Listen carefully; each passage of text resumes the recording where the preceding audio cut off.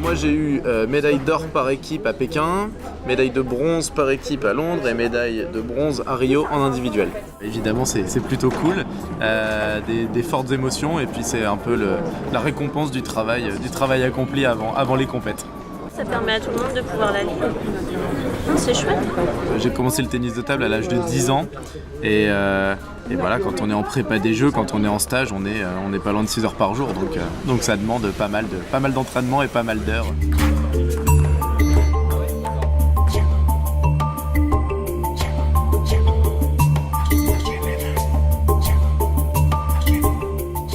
Plus bas en tout cas. Le centre de gravité est différent. Ouais, moi j'ai une maladie dans la moelle épinière à l'âge de 18 mois, donc j'ai toujours été en fauteuil. Et par contre j'ai la particularité d'avoir commencé le tennis de table dans un club valide, quoi.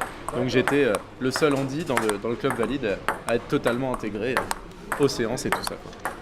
Tu vois, nous on a des zones difficiles ici. C'est la zone du coude. Est-ce que tu prends revers ou coup droit? Tu sais pas. Toi debout, tu vas pouvoir te décaler pour prendre soit le coup droit, soit le revers. Là, il va falloir que tu adaptes ton geste. Et tu vois, voilà, c'est ça. Là, il faut que tu tapes un petit peu plus fort. Ah ouais, Voilà, super. ouais, faut vraiment taper. Ouais, c'est le temps de...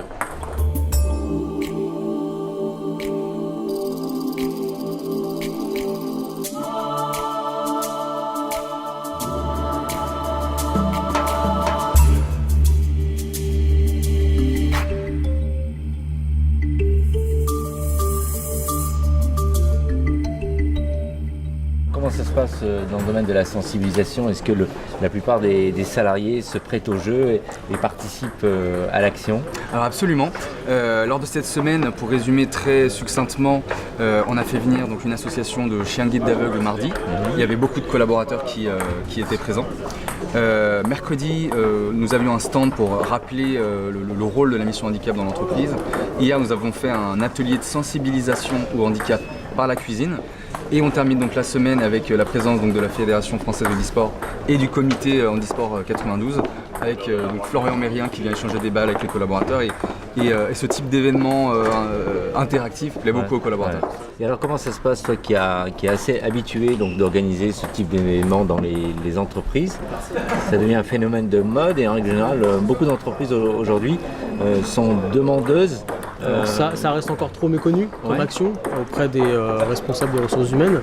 Je pense que c'est d'abord une sensibilisation personnelle de la personne et de l'entreprise aussi sur ce sujet. Ouais. Après, je pense qu'en termes médiatiques, par rapport aux Jeux paralympiques et autres, on commence à progresser et donc du coup à développer aussi ce type d'action. Donc de plus en plus de personnes travaillent chez Bouygues Télécom en tant que handicapés. Donc, on augmente chaque année, ouais. on augmente, oui, on essaye soit de sensibiliser, du coup on a des nouvelles personnes, enfin des personnes en situation de handicap qui sont dans l'entreprise mais qui se reconnaissent, ou sinon on arrive à recruter à l'extérieur et on arrive à augmenter. Qu'est-ce qu'il reste à faire pour faire évoluer encore la situation en entreprise en général? Je pense que c'est toujours de la sensibilisation. Ouais. Sensibilisation, communication, information, formation aussi. Le sujet est souvent pas mal traité mais inconnu de la part de la plupart des collaborateurs et collaboratrices, ce qui peut être assez normal parce que c'est peu médiatisé. La semaine du handicap est faite pour ça, la SEPH, ce qui est très bien, mais je pense que pour l'instant il y a encore un gros travail à faire là-dessus. Voilà, de se mettre là, c'est bon avec la jambe là-bas, ouais. Ok, super. De table, on est moins dans la... Ça pardonne plus... pas, là, ouais, c'est ça. Il y a un vide. Super. Je trouve ça très bien.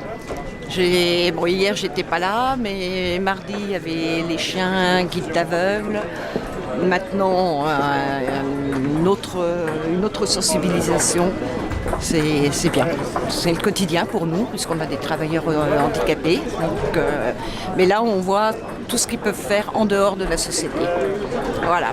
Alors Florian, en règle générale, tu as l'habitude bien sûr d'intervenir dans ce type d'action. Quelle est en général l'attitude et la réaction des personnes quand ils s'installent dans un fauteuil pour échanger au tennis de table? Un peu surpris évidemment. Je pense que déjà même en restant en situation debout, ils se rendent pas compte qu'ils peuvent pas me battre. C'est-à-dire qu'il y a toujours des gens qui disent « Oh bah moi je joue, donc du coup voilà une personne en fauteuil, je vais forcément être plus fort qu'elle. » Bon, c'est rarement le cas évidemment, mais voilà, et puis là on peut les mettre en situation de handicap en les mettant sur un fauteuil, donc ils se rendent compte en fait qu'on est plus bas, il faut réapprendre à faire plein de mouvements, donc évidemment ils sont à la fois surpris mais je trouve très intéressés et ils posent plein de questions. Est-ce qu'il y a une appréhension chez des personnes qui ont une crainte de s'installer dans un fauteuil? De moins en moins. De moins en moins. Au tout début où moi je faisais ça, il y en avait beaucoup qui disaient que ça portait malheur, très superstitieux, non il faut pas, non c'est réservé aux personnes handicapées. Maintenant voilà, on voit que les gens ils s'installent sans problème et puis ils ont bien compris que c'était déjà pour s'amuser et puis là en sensibilisation handicap encore plus. Alors justement à propos de sensibilisation, le fait de passer par une action sportive, tu penses que ça peut faire évoluer les mentalités, les situations en entreprise pour favoriser l'accueil des personnes? Ouais, bien sûr. Je pense que peu importe le type d'action, que ça soit oral en expliquant un petit peu le handicap, que ça soit par ce genre d'action, tout sera bénéfique. Alors moi j'ai évidemment en tant que sportif, je vais évidemment favoriser le sport parce que c'est quelque chose d'important et on est en situation pratique, donc on se rend compte assez vite des difficultés mais aussi des solutions qu'on peut trouver en étant en fauteuil pour ma part en tout cas. Alors dites-nous un peu quelles sont les sensations comme ça, c'est la première fois que vous vous mettez dans un fauteuil? Ah oui, c'est la première fois, ça je vous assure. Oui. Et alors les sensations? C'est difficile. Ouais, on sent qu'il manque un bout quoi, entre guillemets, si je peux me permettre de dire ça. Il manque, on n'a pas la même agilité. Et du fait que notre centre de gravité est plus bas, on est un peu perturbé quoi. Pas les mêmes repères. Non, c'est pas pareil. Très bien. Déjà, on est plus bas de la table.